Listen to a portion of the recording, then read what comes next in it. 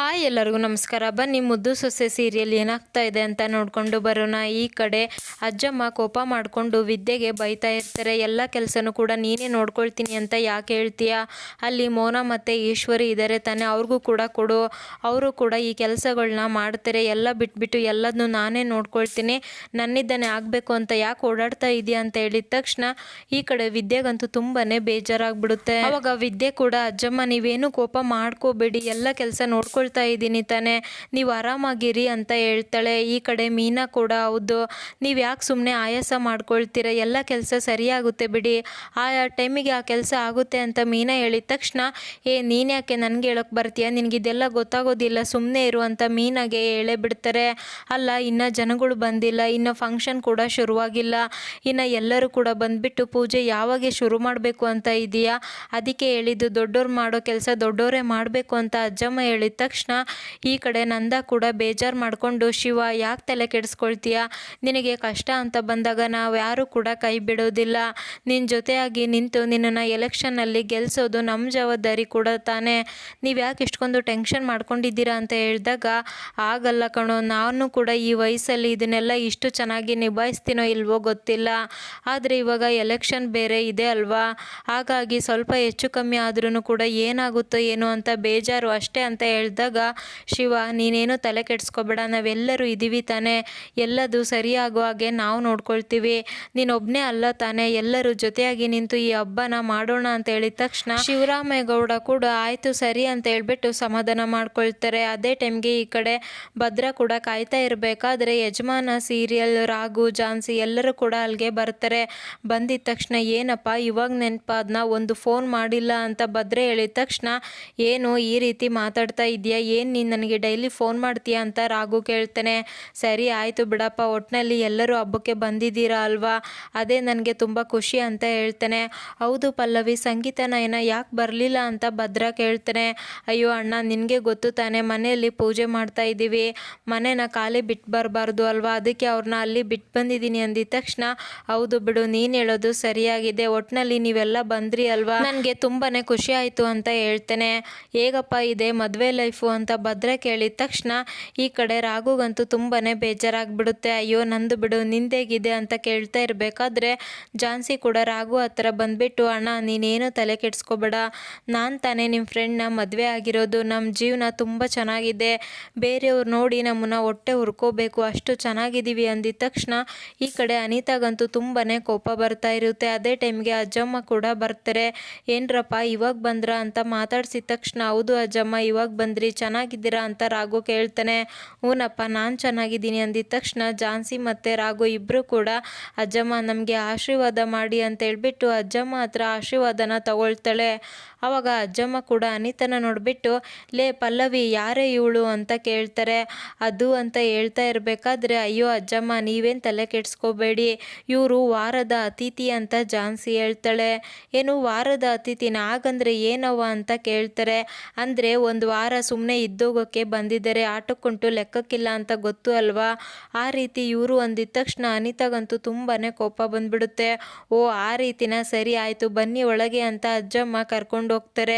ಈ ಕಡೆ ಪಲ್ಲವಿ ಕೂಡ ಅನಿತಾ ಹತ್ರ ಬಂದ್ಬಿಟ್ಟು ನೀನೇನು ತಲೆ ಕೆಡಿಸ್ಕೋಬೇಡ, ಅವಳ ಆಟ ಅದೆಷ್ಟು ದಿನ ನಡೆಯುತ್ತೋ ನಾನು ನೋಡ್ತೀನಿ ಅಂತ ಹೇಳ್ತಾಳೆ. ಇನ್ನು ಈ ಕಡೆ ನಂದ ಕೂಡ ಮಾಧವ, ವಲ್ಲಭ, ಸುಂದ್ರ ಮತ್ತು ಮೀನಾ ಎಲ್ಲರನ್ನೂ ಕೂಡ ಕರೆದ್ಬಿಟ್ಟು ತುಂಬ ಜವಾಬ್ದಾರಿ ಇದ್ದ ಕೆಲಸನ ಮಾಡಬೇಕು, ಯಾವುದೇ ತಪ್ಪಾಗಬಾರ್ದು, ತುಂಬ ಅಚ್ಚುಕಟ್ಟಾಗಿ ಹಬ್ಬ ಆಗಬೇಕು ಅಂತ ಹೇಳ್ತಾ ಇರ್ತಾನೆ.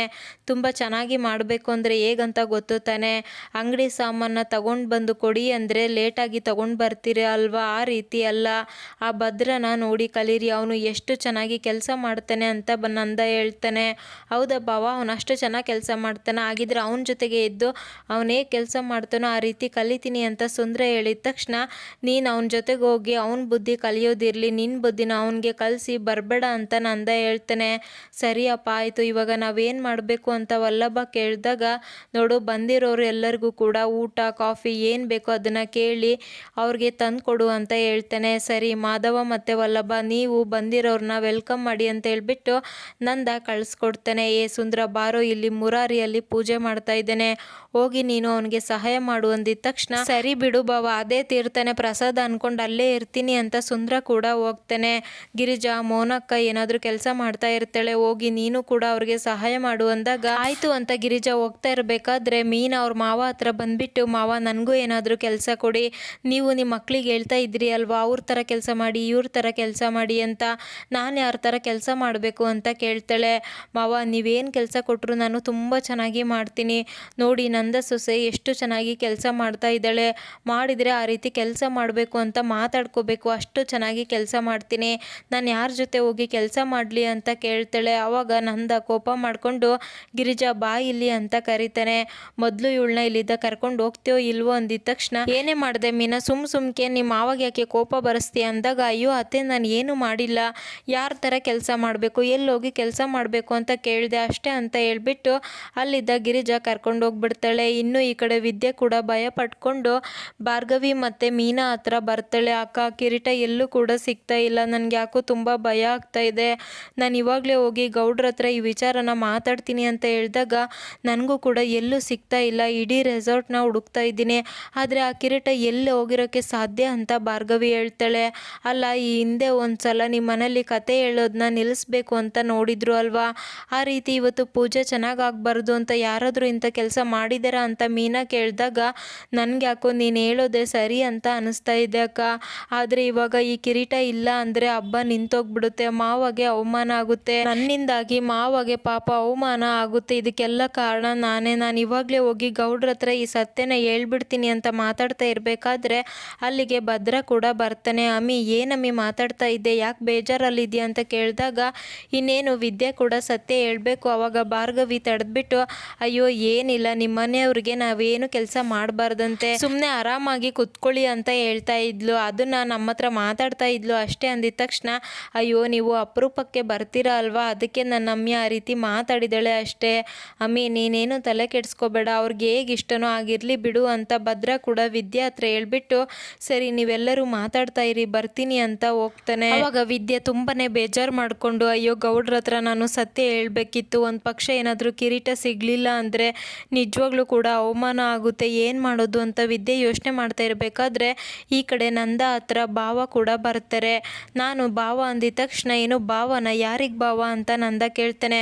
ಅಯ್ಯೋ ನಾನು ಗೊತ್ತಿಲ್ವಾ ಭಾವ ಅಂತ ಹೇಳ್ಬಿಟ್ಟು ಭಾವ ಭಾವ ಅಂತ ನಂದನ ತಲೆ ತಿಂತಿರ್ಬೇಕಾದ್ರೆ, ಸ್ವಲ್ಪ ಸುಮ್ಮನೆ ಇರ್ತೀಯ, ಬಂದಾಗಿದ್ದ ನೋಡ್ತಾ ಇದ್ದೀನಿ, ಒಂದೇ ಸಮನೆ ನಾನು ತಲೆ ತಿಂತಾ ಇದೆಯಾ, ಯಾರು ನೀನು ಅಂತ ಹೇಳಿದ ತಕ್ಷಣ, ಅಯ್ಯೋ ಮಾರಯ್ಯ ಅದನ್ನು ಬಿಟ್ಟಾಕೋ, ನೀನು ಸೊಸೆ ಇದ್ದಾಳೆ ಅಲ್ವಾ, ಅವಳು ಎಷ್ಟು ಚಟಾಪಟ ಕೆಲಸ ಮಾಡ್ತಾಳೆ ಅಲ್ವಾ, ಅವಳು ನೋಡೋಕ್ಕೆ ಒಂಥರ ಖುಷಿ ಅಂತ ಹೇಳಿದ ತಕ್ಷಣ, ಬಂದಾಗಿದ್ದೇನೂ ಕೂಡ ನನಗೆ ಯಾರು ಇಷ್ಟ ಇರೋದಿಲ್ವೋ ಅವ್ರ ಬಗ್ಗೆನೇ ಮಾತಾಡ್ತಾ ಇದೀಯಾ, ನೀನು ಸುಮ್ಮನೆ ಇದ್ದರೆ ಸರಿ, ಮೊದಲು ನೀನು ಯಾರು ಹೇಳು ಅಂದಿದ ತಕ್ಷಣ, ಅಯ್ಯೋ ನಿಮ್ಗೆ ಇವಾಗ ಹೆಂಡ್ತಿ ಇದ್ದಾರೆ ಅಲ್ವಾ, ಅವ್ರು ನನ್ನನ್ನು ಅಣ್ಣ ಅಂತ ಕರೆದ್ರೆ ನಾನು ನಿಮಗೆ ಭಾವ ಆಗ್ತೀನಿ, ಒಟ್ಟಿನಲ್ಲಿ ನಾನು ನಿಮಗೆ ಭಾವ ತಾನೆ ಅಂದಿದ ತಕ್ಷಣ, ಅಯ್ಯೋ ಮೊದಲು ನೀನು ಯಾರು ಭಾವ ಕರೆಕ್ಟಾಗಿ ಹೇಳು ಅಂತ ನಂದ ಕೇಳ್ತಾ ಇರ್ತಾನೆ. ಅದೇ ಟೈಮ್ಗೆ ಅಲ್ಲಿಗೆ ಕ್ವಾಟ್ಲೆ ಕೂಡ ಬಂದ್ಬಿಟ್ಟು, ಏನಾಯಿತು ಯಾಕೆ ಈ ರೀತಿ ಇದ್ದೀರಾ ಅಂತ ಕೇಳ್ತಾನೆ. ಅಲ್ಲ ಅವನು ಯಾರು ಅಂತ ನಂದ ಕೇಳ್ತಾನೆ. ಯಾರು, ಇಷ್ಟು ಜನದಲ್ಲಿ ಯಾರಂತ ಅನ್ಕೋಬೇಕು ಅಂತ ಕ್ವಾಟ್ಲೆ ಕೇಳಿದಾಗ, ಅದೇ ಭಾವ ಭಾವ ಅಂದ್ಕೊಂಡು ಓಡಾಡ್ತಾ ಇದ್ದಾನೆ ಅಲ್ವಾ, ಅವನು ಯಾರಿಗೆ ಭಾವ ಅಂತ ನಂದ ಕೇಳ್ತಾನೆ. ಓ ಅವ್ರ ಬಗ್ಗೆ ಕೇಳ್ತಾ ಇದ್ದೀರಾ, ಅವರು ಭಾರ್ಗವಿ ಅಕ್ಕ ಇದ್ದಾರೆ ಅಲ್ವಾ, ಭಾರ್ಗವಿ ಅವರ ಭಾವ ಅಂತ ಹೇಳ್ತಾನೆ.